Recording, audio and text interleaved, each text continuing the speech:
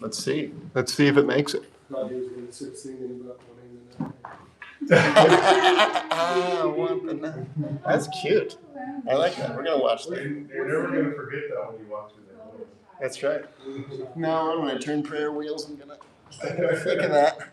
I'm surprised I've never seen anyone do it, actually, because prayer wheels are everywhere. Right.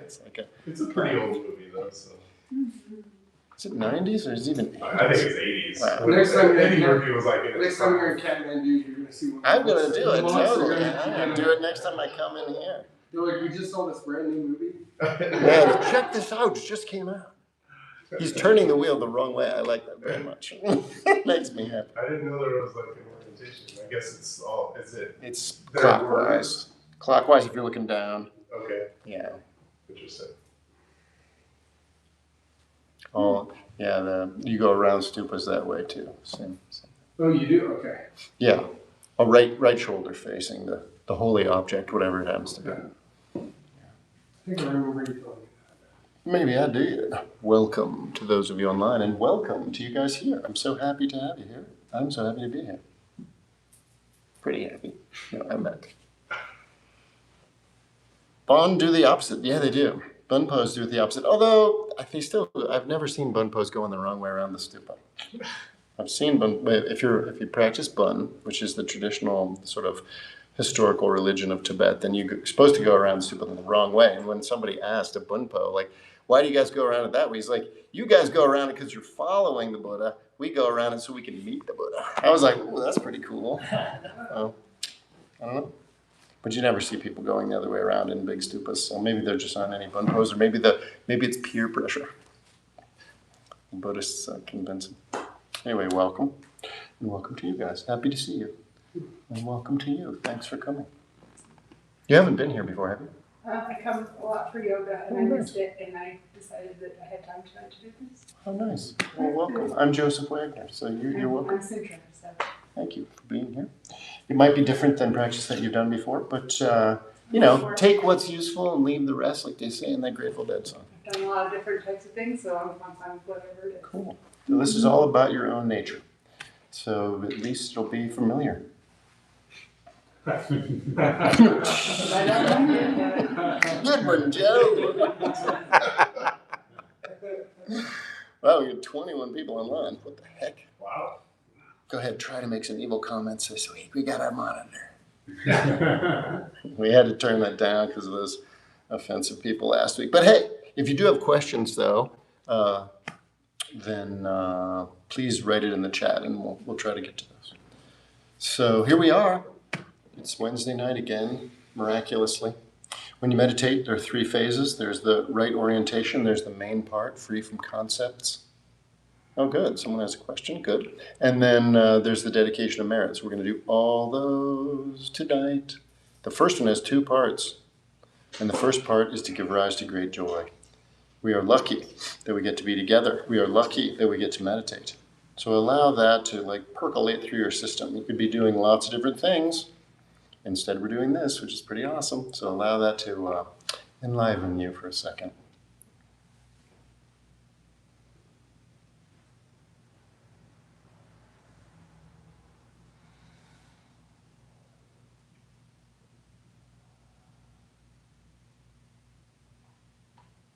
And from that state of openness, that state of gratitude,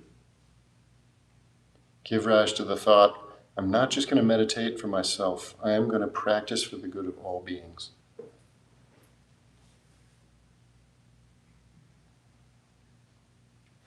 This thought, bodhicitta, bodhi means enlightenment, citta means heart or mind. Giving rise to the heart of enlightenment is to think not just for me, but for everyone.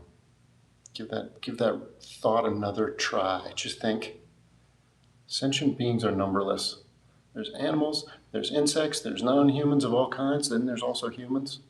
How many of them get to experience peace?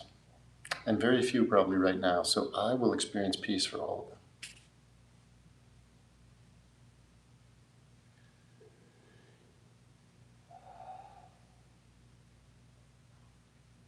And remember, whenever you make an aspiration prayer like that, or you orient your mind in a certain way, There's the thought that you have to give rise to, then there's the letting go of the thought.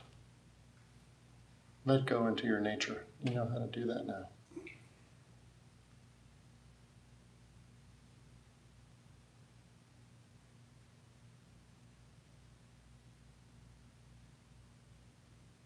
There's 3 ways that the transmission of meditation takes place.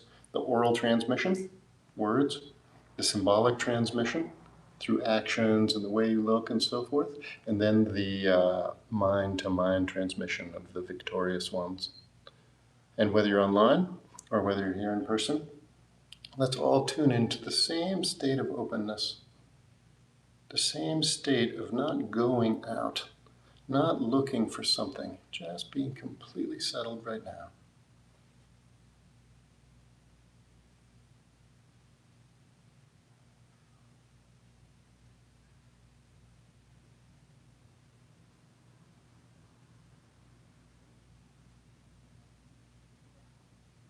It's this state of completely letting go that we will train in tonight. This is the supreme form of meditation. Most meditation is taught as a kind of concentration. You got an object, whether it's your breath or a mantra or even emptiness. And you are the meditator and the object is there and you're focusing on it. And that is not what we're doing tonight. What we're doing tonight is letting be, letting go of all holding. When the Buddha taught, he said, the cause of suffering is grasping. And it doesn't matter whether you're grasping something very subtle, or you're grasping something gross, whether you're grasping something that you really like, or grasping at something you don't like. If there's grasping, there's suffering. Why? Because when you want something, then you are anxious to get it. And when you want to get rid of something, then you're anxious to get rid of it. And those are both states of anxiety. The only state of real freedom is one in which you are completely autonomous, totally under your own power. Anybody remember what that is in Tibetan? Dan's almost got it. Which one? Sean wrong. You almost got it. That's pretty good. Wang is power, and Rang is self. Rang Wang, right? Self-power, autonomy. So in order to have a state of autonomy, we have to align with the true nature of ourselves. We align physically, we align in our breathing or speech, and we align in our mind. Since it's easiest to control our body, we start with that. The way you do that is you sit up straight. Doesn't mean you're ramrod straight, but not all hunched over. And the most important thing here is that your head is slightly cantilevered forward, just a tiny bit. Otherwise, when you start to relax, your chin starts to drift up and you start to sit like this. It's very subtle, but it can become very habitual, and then you look ridiculous. So instead of that, sit up straight, as if you have a balloon tied to the very top of your head, and it's pulling up slightly. It just causes your chin to tuck in just like 1 or 2 millimeters, just a tiny bit.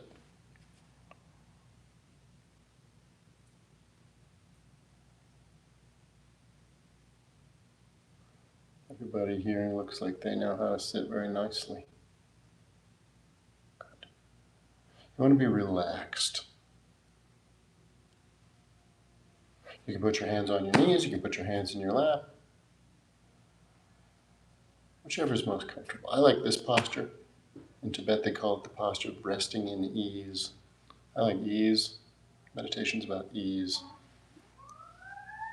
Make sure you're sitting far enough up on your cushion. You want the back of your hips, your sit bones to be up a little bit. Doesn't have to be very much, depends on your body. Emergency squat, think about that. Here we are, meditating, experiencing peace, working toward enlightenment for the good of beings. Where is that thing going? That thing's going to a fire, it's going to a heart attack, it's going to a fall.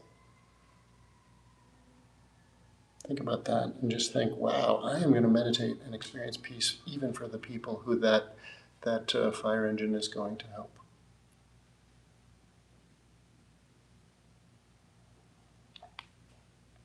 Make sure your hips are a little bit elevated. As you sit more, they don't have to be as elevated, but it's important, just so the lower part of your back can be relaxed and straight. Feel into that. You can kind of like move around a little bit and, center yourself.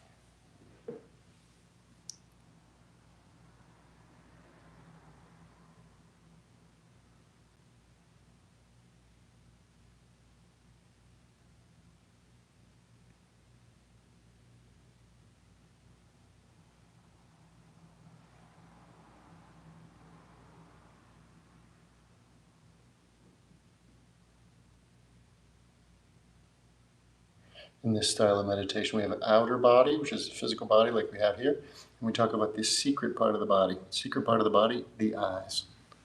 In this style, we want our eyes to be open. I know that might be different from what you've trained in, but why do we do it? Because this kind of meditation is about awakening. And what do we do with our eyes shut? We go to sleep. Doesn't mean you can't meditate with your eyes shut, but in this style, eyes open is useful. You want your eyes a little bit open, medium, normal, not crazy open like a lunatic, and not too chilling like you just did a bong hit, right? In the middle. The main part of the eyes, our main goal with the eyes, not to look around, not stare at something, but just let your eyes be resting naturally without moving.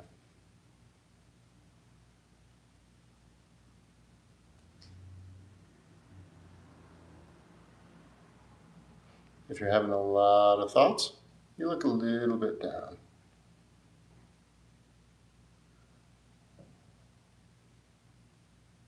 If you're not having any thoughts, feeling sleepy, look a little bit up. Otherwise, you just look more or less straight ahead.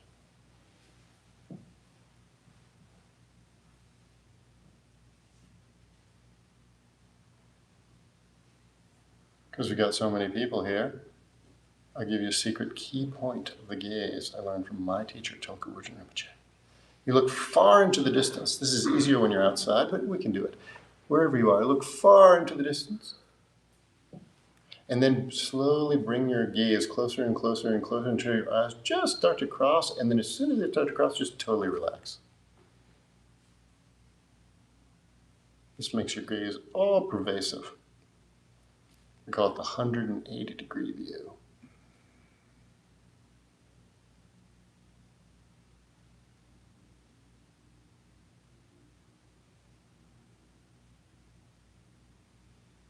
You're not holding anything or resting on anything with your gaze, just vast openness, looking at space.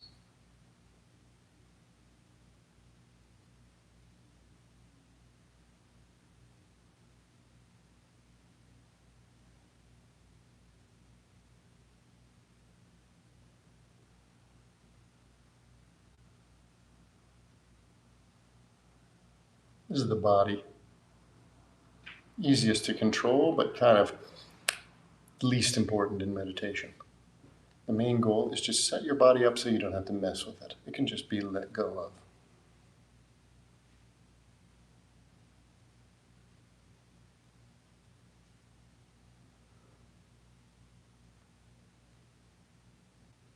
With your breathing, there are many kinds of breathing.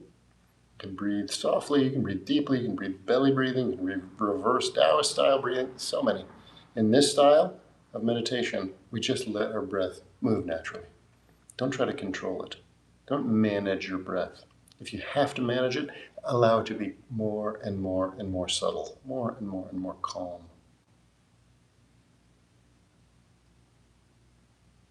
Very light. Normally we breathe like this, like dribbling a basketball. When you were relaxed, we breathe like a wave. When we're meditating, the wave gets less and less active, very light.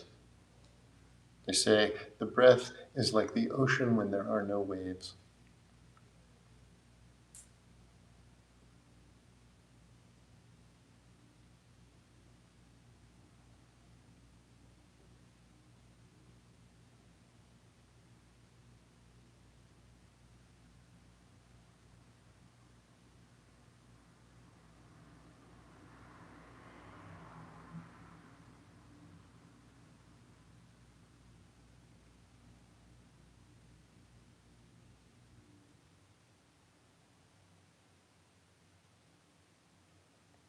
With your breathing, at first, it should be just natural. Then it will loosen up and get more and more soft until you can't even hear your own breath. You don't even know if your breath is moving. That's the way to go.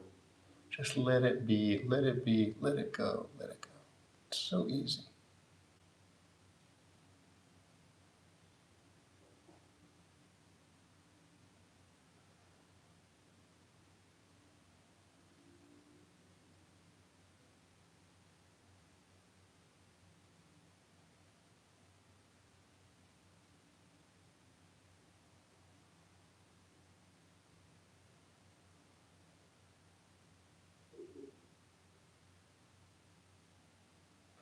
When you correctly have the body, like a mountain, and then correctly have the breathing, like the ocean with no waves, the mind starts to loosen up. The energies and the channels get very soft, and then the mind gets more and more spacious. So they say, body like a mountain, speech like the ocean with no waves, mind like the sky. How's the sky? It's so vast. It can hold anything. It doesn't get pissed when there are clouds. It doesn't feel cramped when there are birds. It's totally capable of holding anything. Embrace that style with your mind.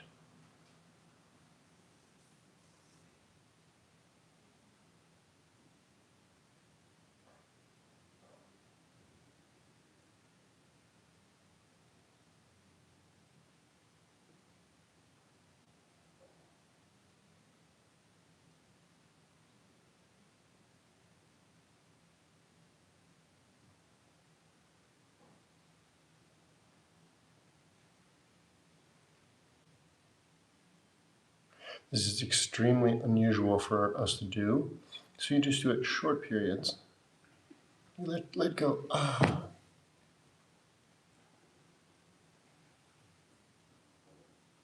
And then you'll notice here come some thoughts, and at first it's no problem, just like birds in the sky. But then some thought comes that's kind of interesting, and then you hold on to it, and then you make chains of thoughts, right?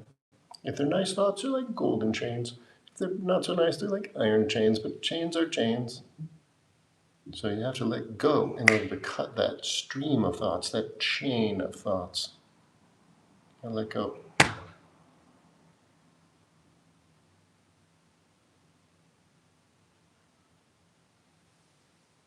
And there's a state of total openness. You can't say anything about it. Tibetan they call hedawa. You let be in that a little bit, and slowly you become more and more familiar with that. The state is the state after the past has stopped, but before the future has started. In this present moment, there are two things to do. Hold on to the present moment, grab it, or not do that. And not doing that is uncomfortable at first. It's unfamiliar, I should say. But there's so much freedom there.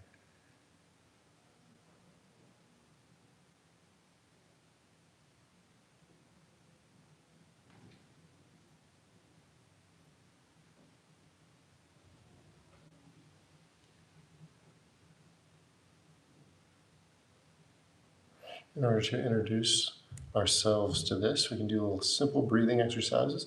And tonight, I thought we'd do a little bit of Tibetan-style yoga. So easy. But it has a very profound effect on your subtle body. And when your subtle body's open, then your mind is also open. And the more open, the easier. Right? Softer.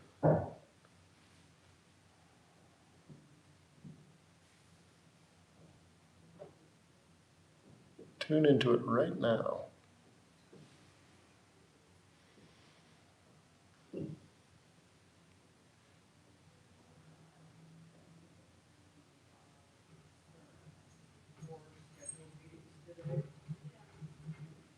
Good. Put your hands like this. Thumbs at the base of your ring finger. Close your hands. Hands are on your knees with your arms straight. Just do some little breath clearing first. Ready? Right arm goes out to the side.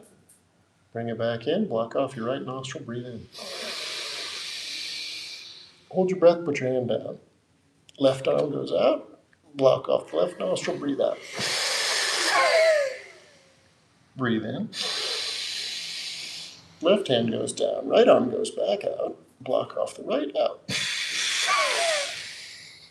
Hands are down. Breathe in. Breathe out and extend your fingers.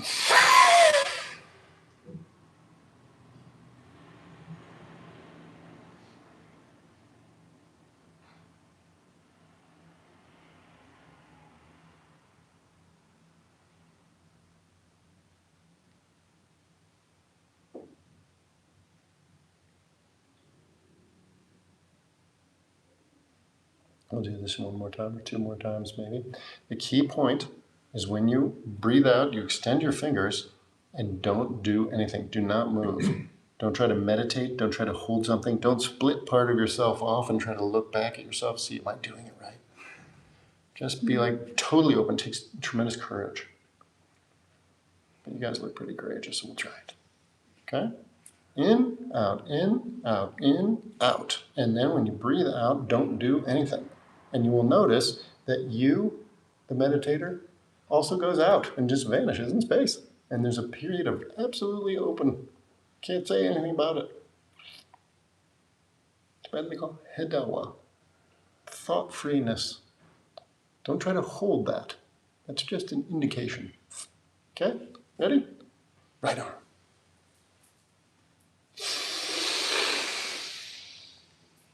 Left arm. In. Right. Out. In. Out.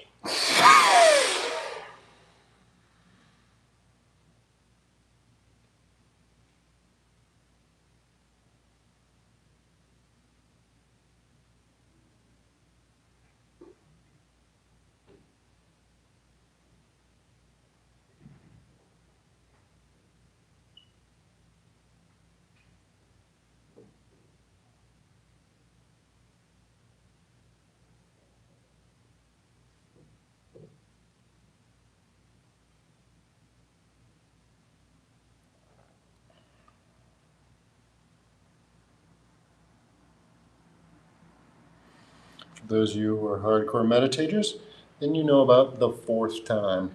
Anytime we're in the three times, past, present, future, we're kind of conditioned by the three times. The past, entirely memory, right? Habits. Habits are our enemy in meditation and in life generally. We have all the past, but that past is gone. It keeps ending. And then we can only touch it through thinking about it, memorizing things, remembering. Right after the past ends, we normally are immediately in the present.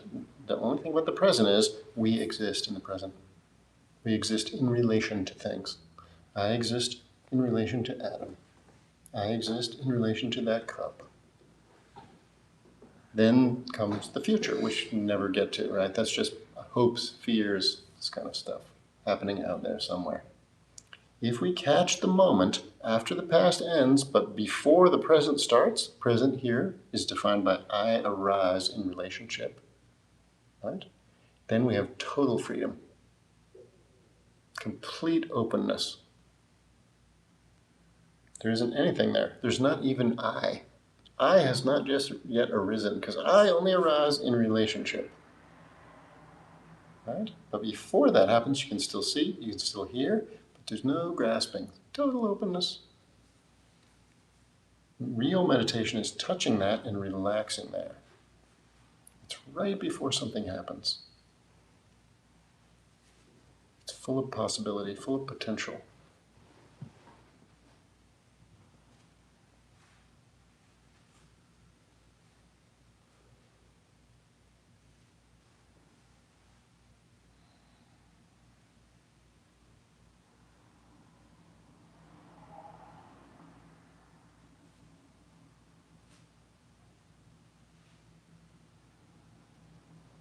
When you do this breath clearing and these other exercises we're going to do, it forces you into that state, into that moment right before.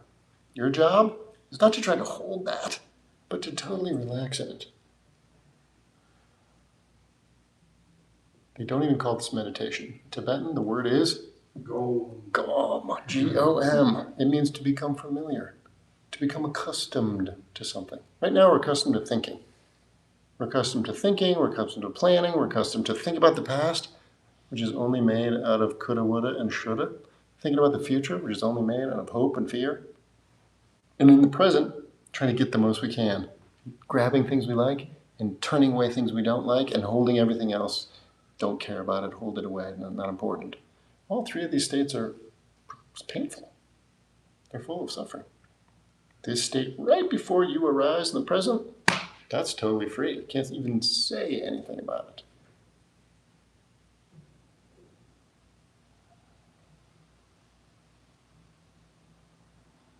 There's still awareness, there's still awakeness, but there's no grasping.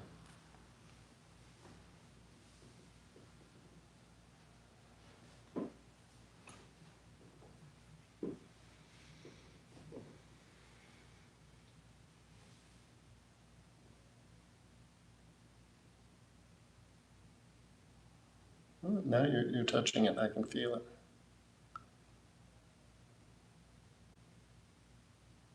It's kind of like backing up, slightly backing up just before you get involved.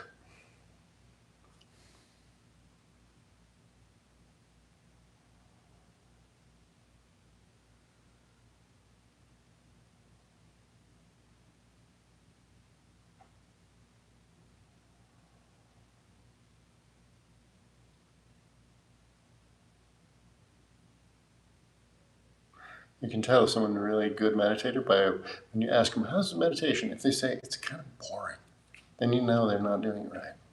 Because to be bored, you have to have an object to be bored about, and you have to arise as the bored one. You're already in the present, right? At best, maybe you're even in some other state of just fogged out. But if you back up a little bit, only possibility there, only potential. Anything can happen. That's exciting, kind of. Not exactly exciting. It has its own flavor.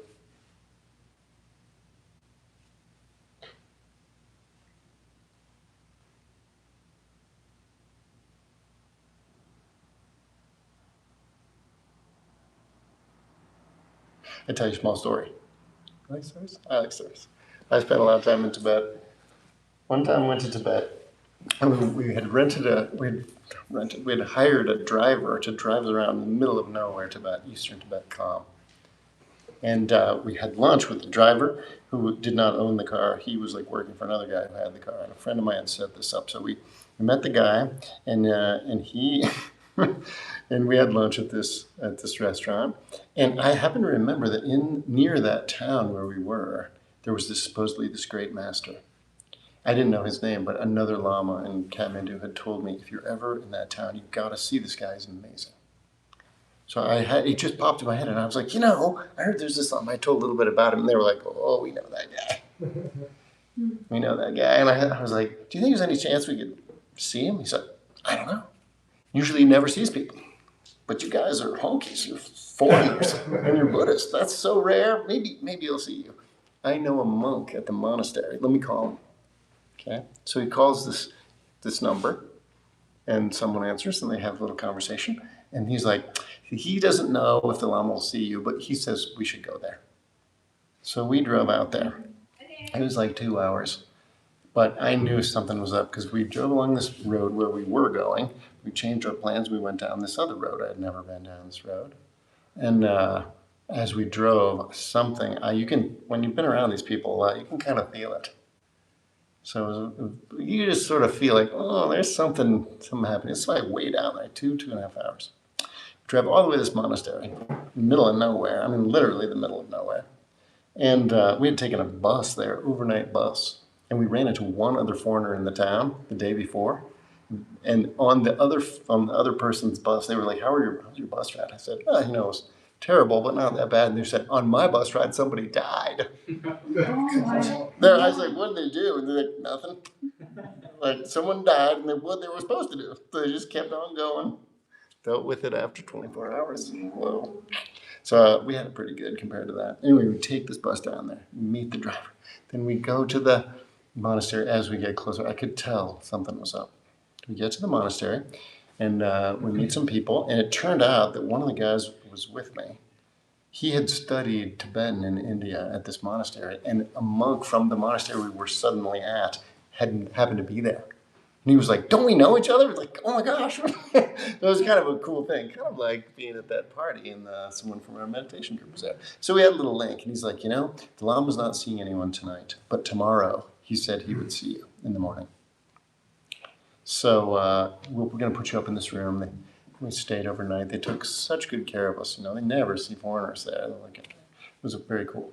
But the whole night, you could just feel this sense of possibility, right? It was just like this.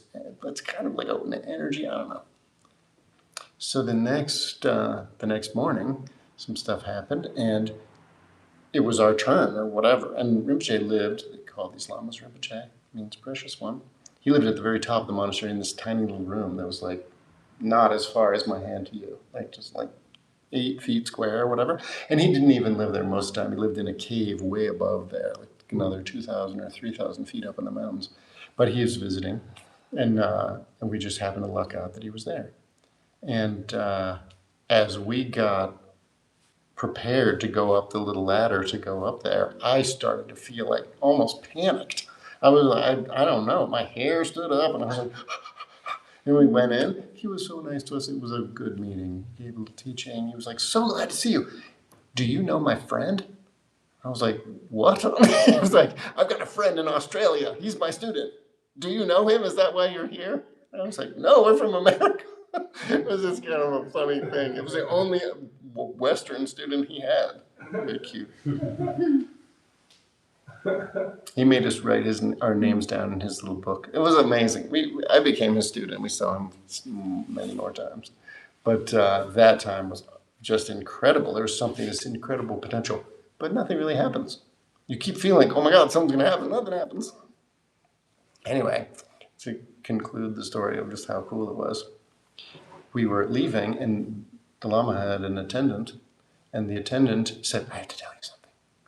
And so when we went back downstairs, he said, you guys got here last night, right?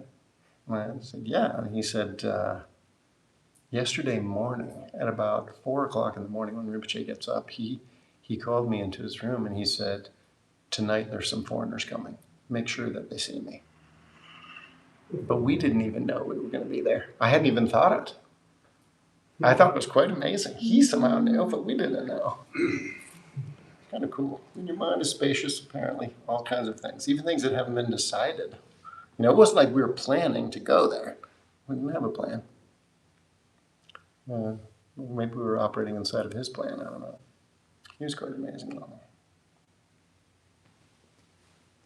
But that feeling of possibility was so strong around there. It makes you feel like in a timeless state. Like something's going to happen, but nothing's happening. And it's just this always almostness. This total freedom. Incredible.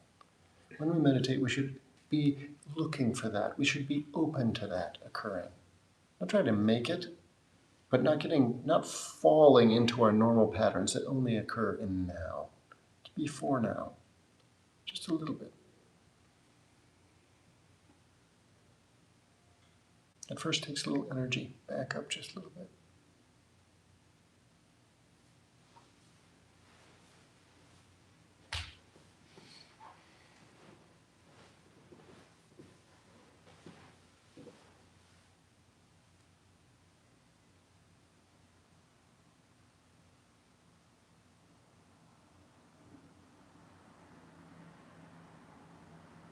Now you're really doing it.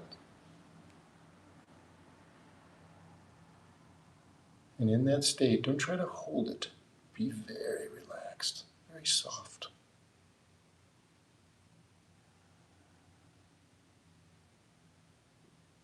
This is not a meditation.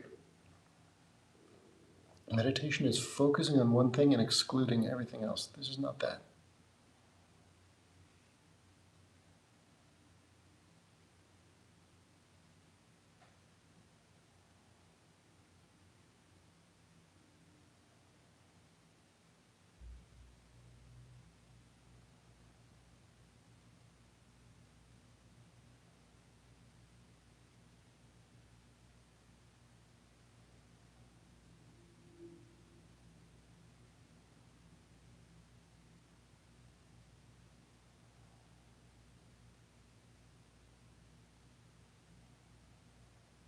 Good.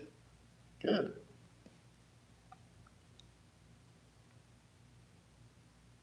Don't try to sustain it, because then it becomes an object, and you arise very subtly in relationship to that object. You have to do it very, my teacher used to say, swiftly but gently.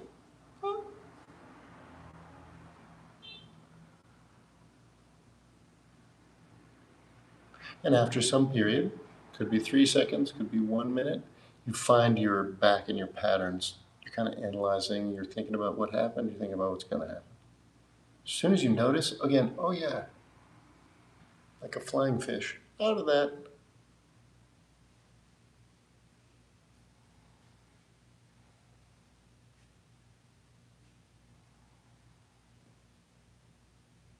It takes a little bit of energy, but once you're off the ground, very easy.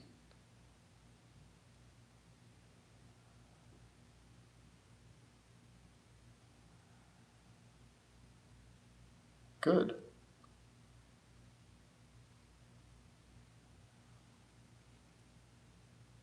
The more you do it, easier it gets. And the less and less conditioned you are. Right now we're conditioned. We like certain things, we don't like other things, and those habits are super strong. Super strong. We in fact can't even defeat them, they're so strong. So we have to go to the place where they haven't yet arisen, right before.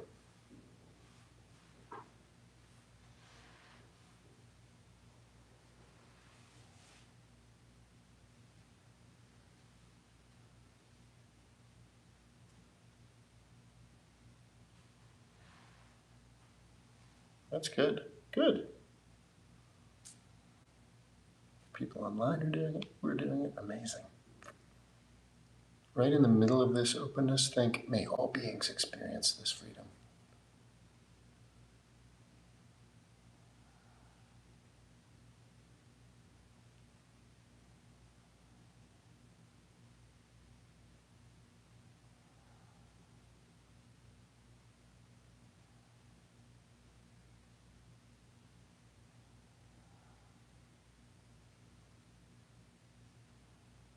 In order to allow this to last longer, we have to purify a little bit our internal bodies.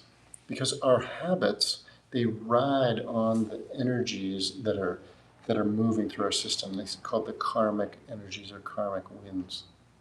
So we have to purify those a little bit. Then what's called the wisdom wind can come to the fore. And this freedom, it rides on the wisdom wind.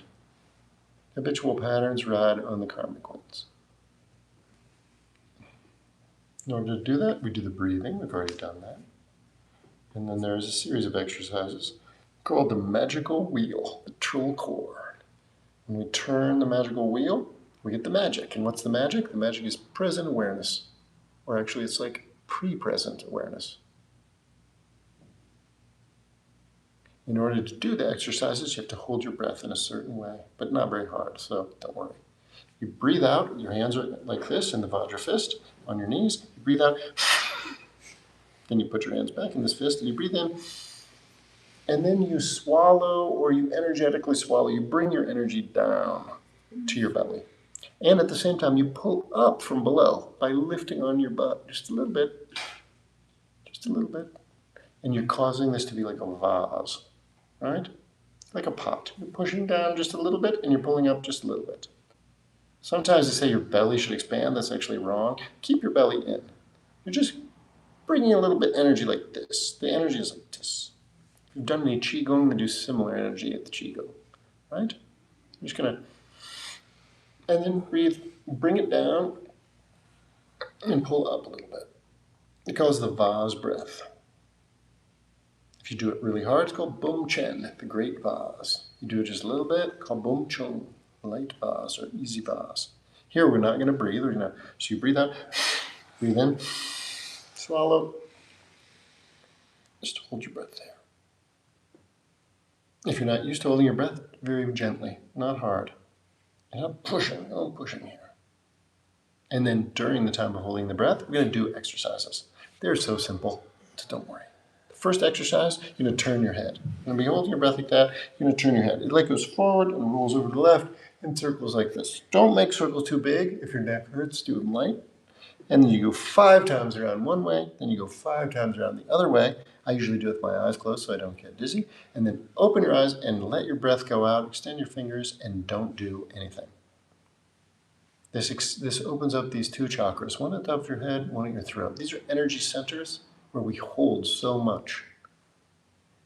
So all it is breathe out, breathe in, swallow, bring your breath down just a little bit. 5 times, open your eyes and breathe out. Don't go too fast, don't go too slow. And when you breathe out, don't do anything. Don't try to meditate. It's hard. If you meditate a lot, it's hard not to meditate. Don't meditate. This is not meditation. Okay? Ready? Let's give it a try. Okay?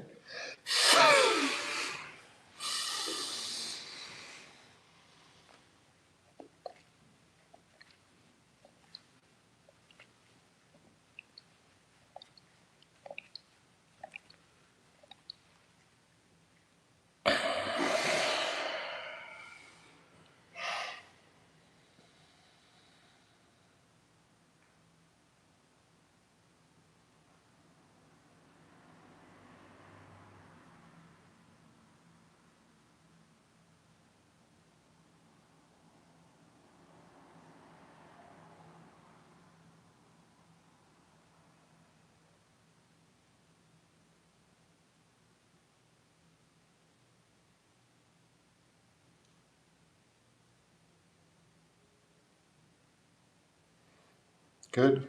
When you breathe out, don't allow even a single thought to arise. Be completely without thoughts.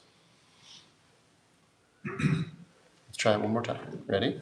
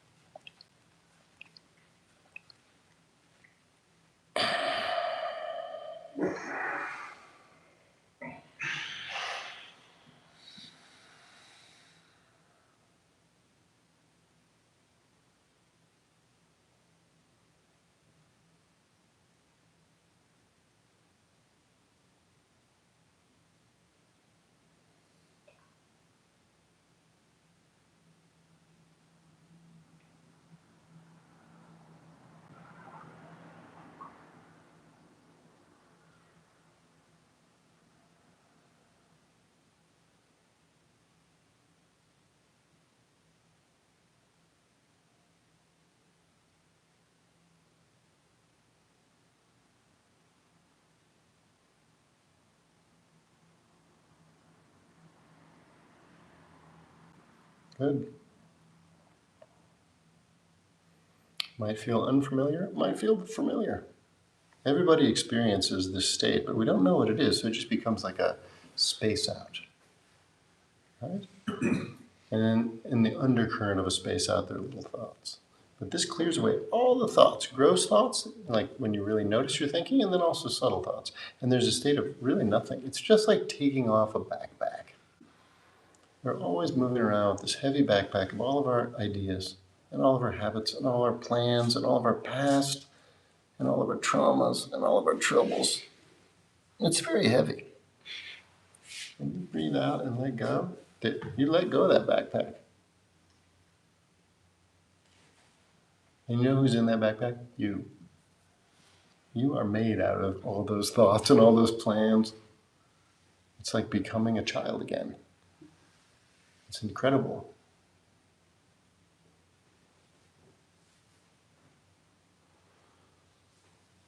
It's always here with us, but we're so used to wearing that pack that we don't feel good without it. We feel like, oh, I'm naked, like this.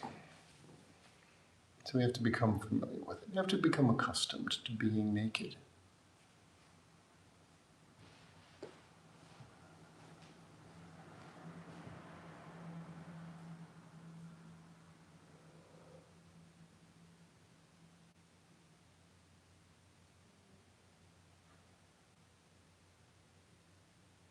Let's do that one more time. Ready?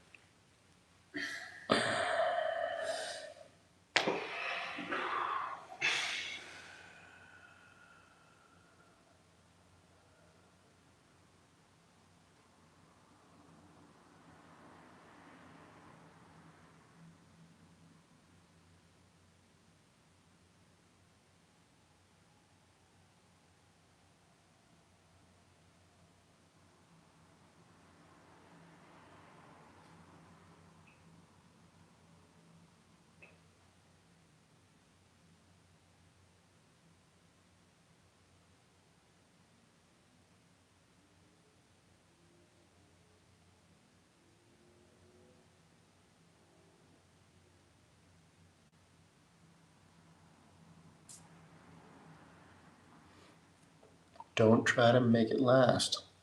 You try to make it last to become something you're making. And anything you're making will eventually stop, right? They say in Buddhism, all building ends in destruction. All gathering ends in dispersion. All birth ends in death. And all, what's the other one? Birth ends in death. Gathering ends in destruction. Building ends in destruction. And gathering ends in dispersion. Compounded thing. Yeah. There's one more little analogy. I can't Just think sum of it it. up all at once and say everything that has a beginning has an end. Exactly. Exactly. That's why this is not a state that you're making. Well said. Because if it was, then it would definitely come to an end. This is something before all states. It's not happy in the normal sense because you're not arising in relationship to something that's making you happy. Nor is it depressing in the sense you're arising in the sense of being down. Nor is it a neutral state. It's a state of total freedom. And it is, in fact, the only state of freedom. Because every other state's dependent, right? And anything that's dependent, is impermanent, and that's stressful.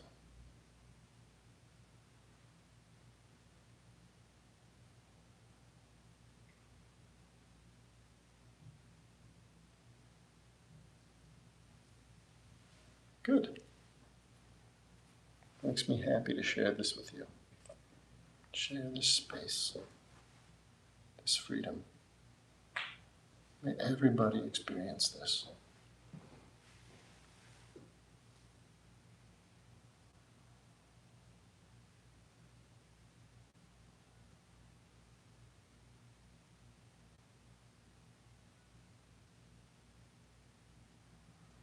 Good. We're going to do another exercise. This one, it's more complicated. It takes a little longer, but it's not bad. You're going to breathe out, you're going to breathe in, hold your breath the same way. You're going to take your right arm, you're going to make circles around your head like this. You do 5 of these. Then you take your left arm, you're going to do circles like this. 5 of those. Then you're going to take this center and you're going to rotate it in this plane, kind of like this. Up and over, making clockwise as if you're looking at the clock, then counterclockwise, 5 of those. Then you're just going to breathe out. If you can remember, you can breathe out of this center, about 4 finger widths below your navel, but it is not that important. Imagine your breath's going out of there. This is for this belly center. 5 of these, 5 of these. We're going to do it together. So 5 of these, and then breathe out and let go.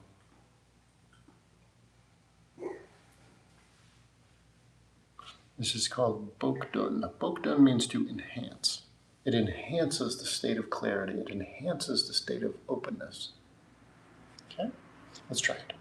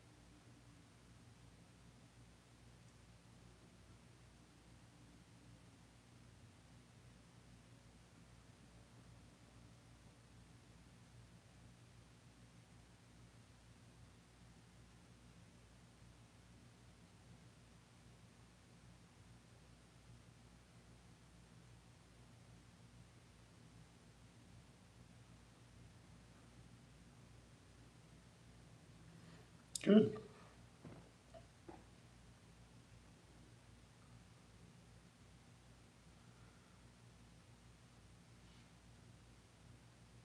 The effect of these exercises, in part, is to clip all these little strings that draw us into the present when we arise. It just clips them. It doesn't even have to clip all of them. It just has to clip a couple, and all of a sudden, you're overtaken by a state of oh my God, what? Can't even think. Total freedom.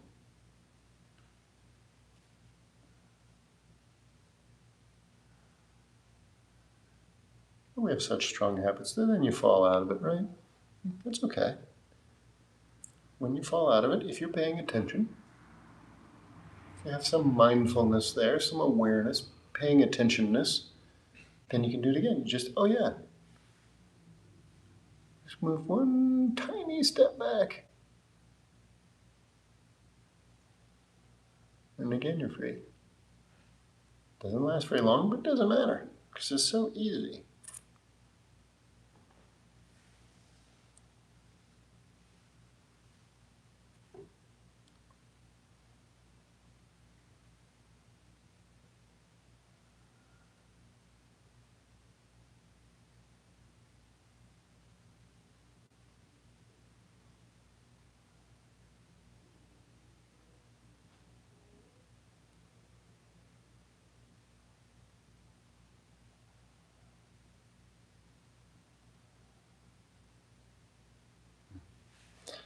sometimes just want to keep going.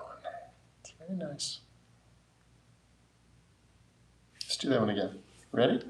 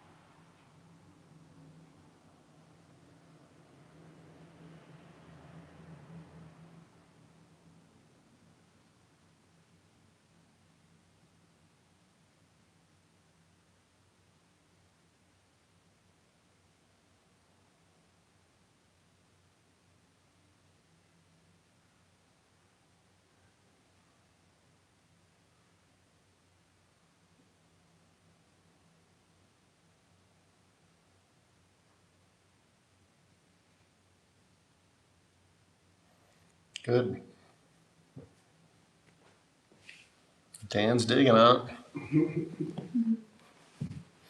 Doesn't take any effort. In fact, it is total effortlessness. But you must pay attention. If you don't pay attention, then it just drifts, and here comes some thoughts, and they're kind of sticky, and the next thing you know, you're just kind of like normal state of daydreaming. This is right before the daydream starts. It is, in fact, a state of total awakeness. We are normally completely asleep. We think we're awake, but we're just acting totally inside of this dream of habit. This dream of wanting some things and not wanting others, and having it happen so fast and so subtly. We're just at the mercy of everything.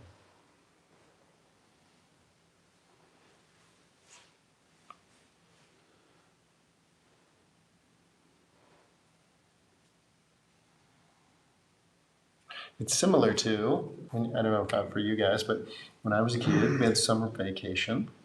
And in the first couple of weeks of summer vacation, or at least the first week or so, you weren't used to it, right? You were used to it. If it was a Tuesday, you weren't used to waking up and you do school stuff, which I personally hated school, so it was not fun. And I have strong memories of waking up and suddenly realizing that I didn't need to do anything. I didn't have to go to school. Wow. And this sense of like, it's like the day opening like that. We hardly ever have that now, right? Even Saturday, you still have to do stuff. You gotta go to the hardware store, you gotta go to the grocery store, it's important to take the kids to soccer, whatever, right?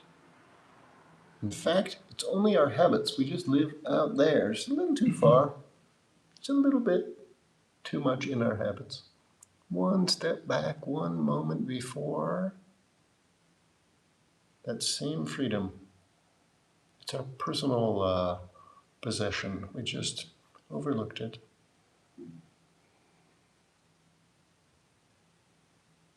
Time to reawaken to that.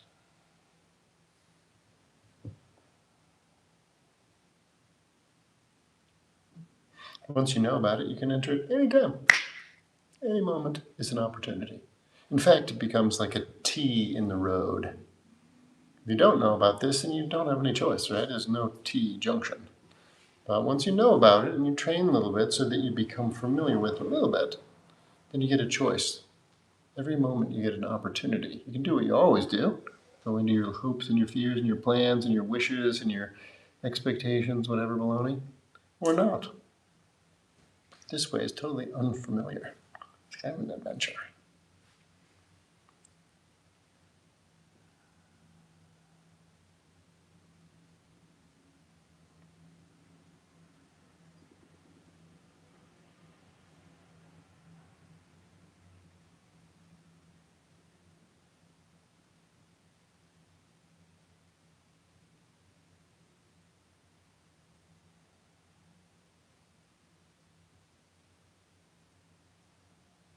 Well, I told some people that wrote me earlier that I would talk a little bit about,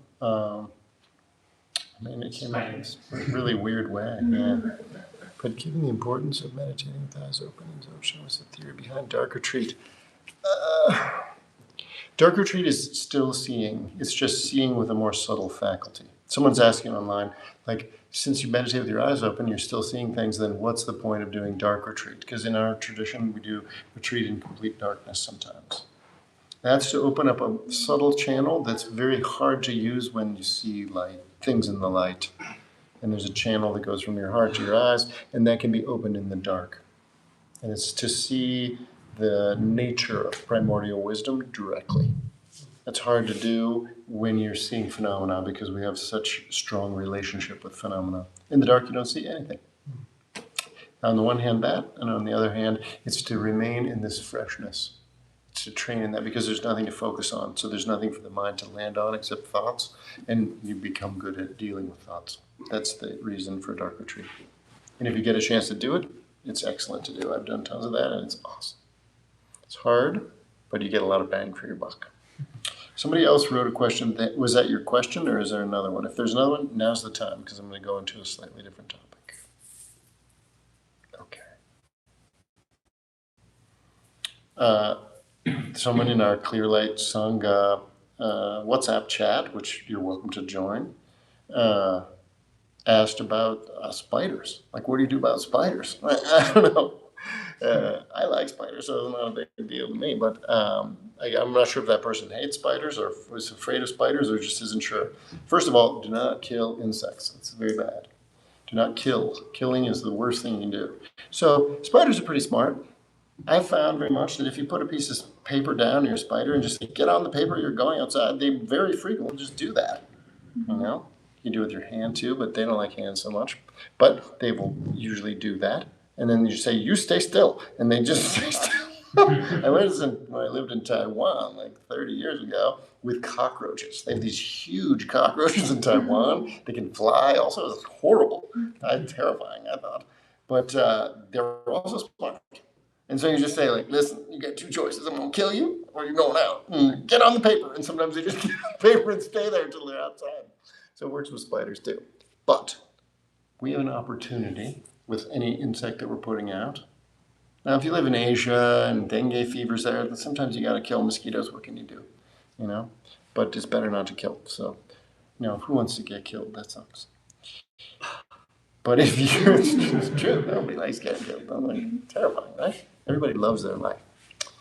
Meanwhile, when you capture some insect to put outside, what I told this person is you should offer the opportunity to get a blessing, right? And you don't have to be a holy person to do it. You just have to recite a mantra. And the mantra, the most common mantra, Om Mani Padme Hum. This is the mantra of Avalokiteshvara Bodhisattva, the Bodhisattva of compassion. And it is the most popular mantra in Tibet. It's like the chief deity of Tibet is Avalokiteshvara. And this mantra, because spiders, according to, we just talked a little Buddhist sort of cosmology. You don't have to believe it, it doesn't matter. But Buddhists think that you get reborn, right? You don't just die and go nowhere, and not like Christians where it's one choice or the other forever. That seems insane anyway. But that you follow your habits, right? Your karma. And there are 6 realms of beings, one of which is being an animal, one of which is being a human. Being human is pretty good. You have opportunity to do things you can't do as an animal. Animals, they don't have a lot of freedom. And because spiders eat other bugs, then they're constantly involved in killing, which is bad karma, right? And so they can't get out of that cycle. But you got this chance to help them in a real way. And if you do it, you will tell that you do have an effect on it. It's weird, but it seems true. So you command the spider to get on the paper, or coax it on there, or whatever. And when you're taking it outside, you just say Om Mani Padme Hum a few times. I give you the transmission. You repeat after me. Om. Om. Mani. Mani. Padme. Padme. Hum. Om. Om Mani. Om Mani. Padme Hum. Om. Om Mani Padme Hum. Om Mani. Sometimes you have to say it a lot to get it to really stick. But even if you've never said it before, If you say it a few times, Om Mani Padme Hum, Om Mani Padme Hum, Om Mani Padme Hum, you feel compassion for this spider, right? And you blow it a little bit. Just lightly, because otherwise it'll jump off and then you have a problem, right? You do it a little bit. Then that spider, it has this opportunity that it would never have, right? It would never have. It's just a spider living in a spider universe. And now all of a sudden it receives a blessing of Om Mani Padme Hum, the Bodhisattva compassion, and its karma changes a little bit. And sometimes you can really feel it. I know it sounds silly. You can do it for flies, you can do it for any kind of animal, you can do anything you want. But it's very nice. It's very nice to do. If you're making food for your family or for your friends or for yourself, you say a few Mani mantras. Om Mani Padme Hum, Om Mani Padme Hum. You blow on the food. When you eat the food, you get a little blessing. It really does work. And so I told you guys that I would give you that transmission. Now you have it. Om Mani Padme Hum. Now, Tibetans, they say mantras continuously. Why? Mantra means to protect the mind. If you're saying mantras, then you're not having all kinds of evil thoughts. That's their plan, right? So you're driving around in the car and you're saying Om Mani Padme Hum, Om Mani Padme Hum, which has the basic nature of compassion. And you find that you have a little more compassion for those people around you, right? We were on our way over here. We had to stop to get some cardboard because we're doing all this gardening. You put the cardboard down, the weeds don't come. Didn't know that. Learned it from Lydia. Thank you. So we stopped to get some cardboard, and we were coming out of the parking lot. And I could have gone. There was someone coming. I could have gone, but I didn't. I just felt chill, and I let him go, and he was happy, and I was happy to let him go. And in that moment, we are reversing our tendency, which is like, I gotta get ahead. Our natural tendency these days is get ahead, right? But if you're going around and you're thinking Om Mani Padme Hum, then you have a little different tendency. You think, sentient beings are numberless. I want to serve them. I want them to be happy. I want them to be fulfilled. And that makes you somehow also happy and complete, more complete. And that's what we want, right? This meditation, it's from the tradition called Dzogchen. Dzogchen means the great completion, the great wholeness. Normally we're trying to get wholeness by fulfilling our desires, right? I want to go to a movie. I got a movie-shaped hole in my heart. I'm going to fulfill it only by getting to the movie. Same with food, same with drugs, same with sex. It's the same thing. We want to fill that hole, but the problem is it doesn't work. This type of meditation, remaining in the moment before you arise, you find one aspect of that is that you are completely whole. And that's kind of amazing. And out of that state, the natural outflow is compassion. And the sound of compassion is Om Mani Padme Hum. Right? So, by saying the mantra, we instill this sense of love and compassion for all beings. And that carries on. You can be like a Tibetan. Sometimes Tibetans say 100 million Mani mantras in one lifetime. They're just like, in fact, you go to Nepal or Tibet or some places in India, they have these big stupas, these big Buddhist monuments, and when the sun is going down, everybody in town goes to the monument and they all go around with their right arm facing the thing. They go all around in a circle, and if you listen, everyone's saying, Om Mani Padme Hum, Om Mani Padme Hum. They have little mala, their little rosary. It's very kind of wonderful, actually. You can really feel it. You just feel like, wow, all these people, what are they doing? They're doing what they wouldn't do naturally. They're working for the good of all beings. They're saying, Om Mani Padme Hum. They're trying to give rise to a sense of compassion. We can do this too. The world really needs it. I don't know if you've noticed, but things are on fire. We're in an insane time in our world. So the more we can do, the better. Can you talk about the idea behind prayer wheels? Prayer wheels? And Om Mani Padme Hum. Yeah, I mean, prayer wheels, if you're not familiar, it's like a cylindrical thing of any size. Some of them are humongo, and some of them are really teeny. There's one on the door here, it's a little teeny one. And inside, they put many mantras, Om Mani Padme Hum mantra. And I mean, there are different types of prayer wheels, but mine is the most common one. The theory behind it is that when you turn the prayer wheel, it activates this energy and sort of sends it out. Now, maybe very sensitive people can feel that. Sometimes you can when there's lots of people turning it, or if you come across, there's a very special one at a certain place in Tibet at Dzogchen Monastery that has special powers, but in general, it's probably in the mind of the person turning it. You know it's filled with mantras, you turn the wheel and you feel it in yourself. Probably. But maybe some sensitive people can feel it. Case in point, one of my teachers named Gangten Toku Rinpoche. He lives in Bhutan. He has a center down in Crestone, and he used to come all the time. Now he rarely comes, but occasionally we still are praying, please come, Rinpoche. They had a Kempo, like a university professor, a monk, living down there for a while, and he said, we got to build a prayer wheel. So they built this big prayer wheel, and they put hundreds of thousands or millions of mantras in there, and everybody helped, and they rolled them up in this certain way, and they set it up, and when the Lama came from Tibet, he got there, and they were like, Rinpoche, we built this prayer wheel. And he was like, it's very nice, but some of the mantras are upside down. And they were like, pretty sure no. And he's like, I'll bet you money. So they ended up taking it apart, and lo and behold, there were some sections where they were upside down, and somehow he knew that. So apparently you can feel this, but that's the theory behind it.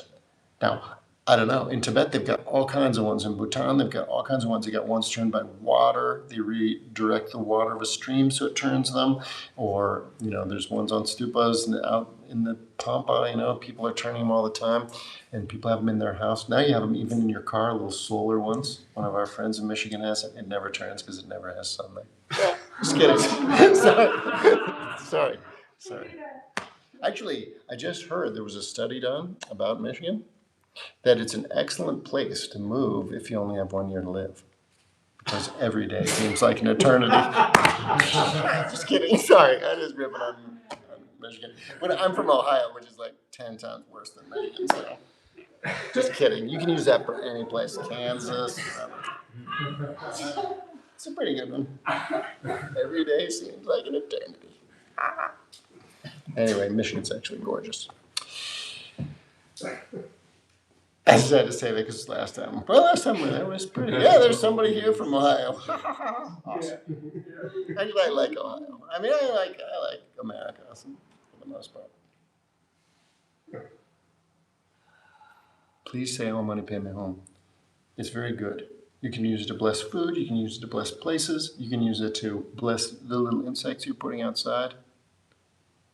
And you have some benefit. Do you happen to have any connections to Dzogchen Tenzin Norbu? Oh, sorry. I don't know what happened to that. Oh, wait, here it could maybe have it here.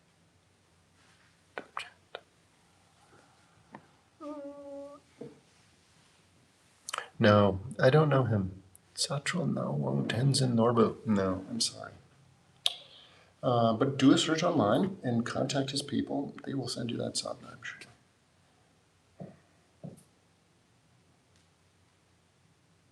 What we're really trying to do, actually, this is like the thing about meditation generally.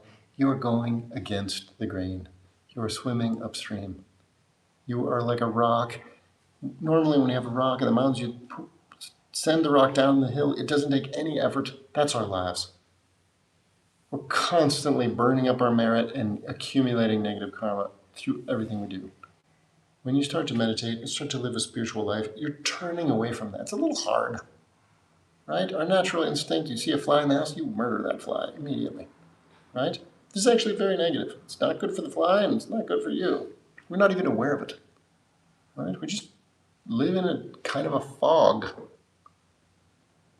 Waking up requires some energy, some effort, right? It's the same thing with yoga, right? I personally love yoga. If you go to a yoga class, it's about awakening this subtle part of yourself. Do it with breathing, you do it with asanas. There's different things you do, right? And you come out of there kind of like a little elevated. Same with this, except much more pervasive and more subtle.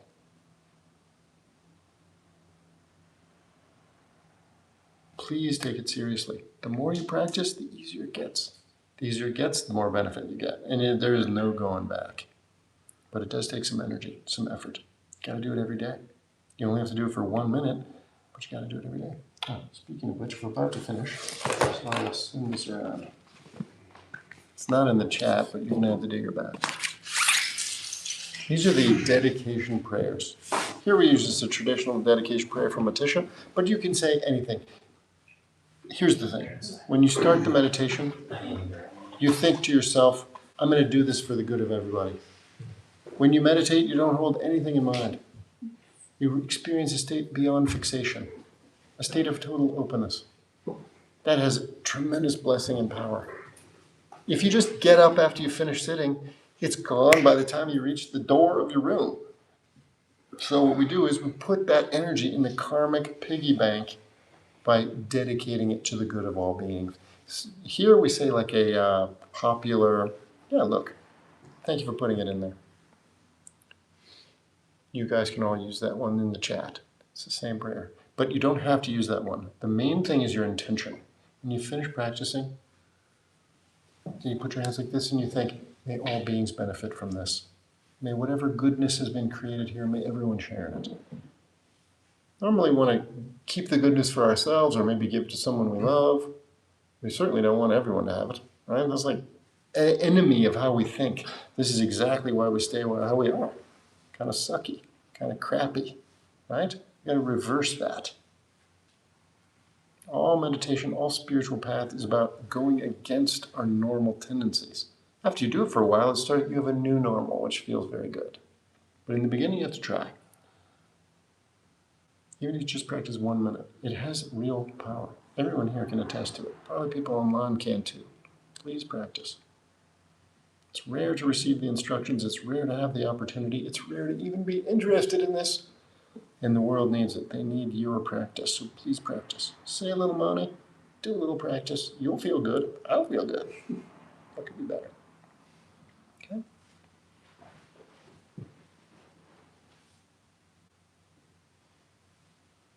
So let be in this moment.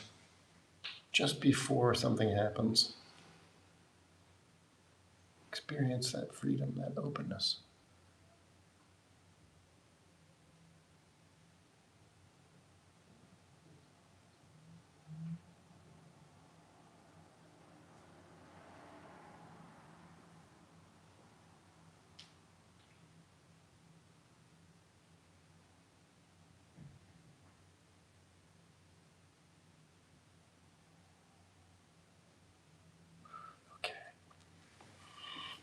By this merit may all attain omniscience, having defeated the enemy wrongdoing, from the stormy waves of birth, old age, sickness, and death, from the ocean of samsara may I free all beings.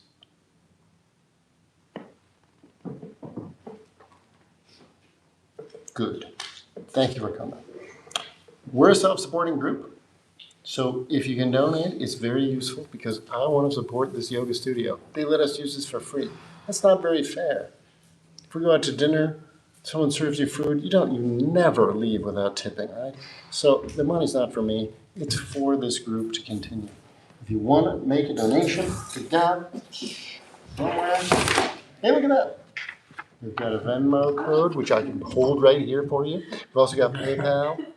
It's at Origin Alpha for Venmo. It means a lot. This place is very expensive, and Ricky and his wife, they offer it to us. I want to make an offering back. It's also good for your karma to offer. Donation is important. There you go. Thank you for coming. Please practice. And thank you guys for coming. Please practice. Very good. Oh, there it is over there. 2 of them now. I love that. Good night, everyone. What's that? No, cash is fine. Well, whatever. Yeah, thank you. Yeah, thank you. Be well.